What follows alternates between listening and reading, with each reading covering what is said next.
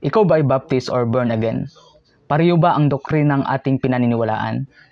Kung pareho tayo ng doktrina at pananampalataya, bagay sa iyo ang mag-follow sa page na ito para updated po kayo sa mga susunod pang video na aking gagawin. Ito po ang mga doktrinang aking pinaniniwalaan mula sa Biblia. Ako ay naniniwala na ang Biblia ay preserved and inspired Word of God. Gaya ng nakasulat sa 2 Timothy 3 verse 16 to 17 na ito ay sapat na sa doktrina at pagtutuwid sa mga nagsisampalataya. Ito ay authority pagdating sa doktrina.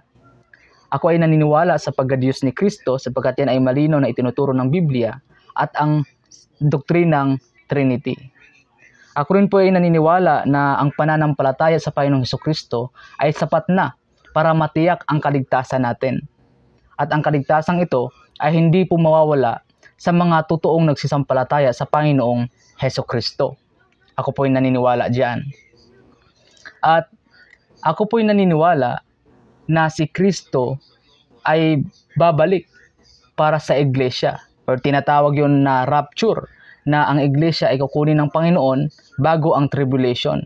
Ibig sabihin, naniniwala ako sa pre-tribulation na magaganap ang rapture bago papasok ang 7 years tribulation.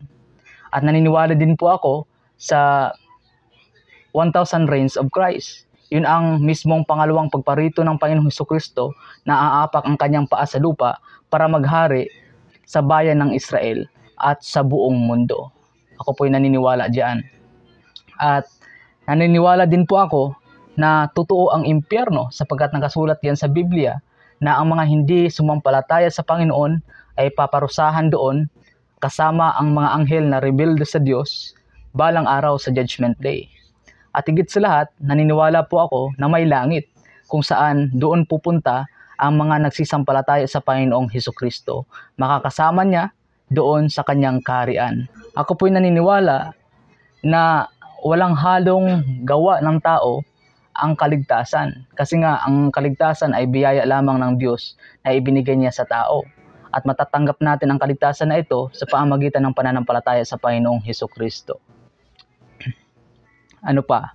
At naniniwala rin po ako ayon sa Biblia at base sa historical record na si Kristo ay nabuhay muli mula sa mga patay. Kung saan yun ang nagbibigay sa atin ng eternal redemption. Yan po ang pinakamahalagang mga doktrina na dapat ating ipinapangaral sa tao. At kung nagkakaisa tayo dyan, ay magkasundo tayo sa doktrina.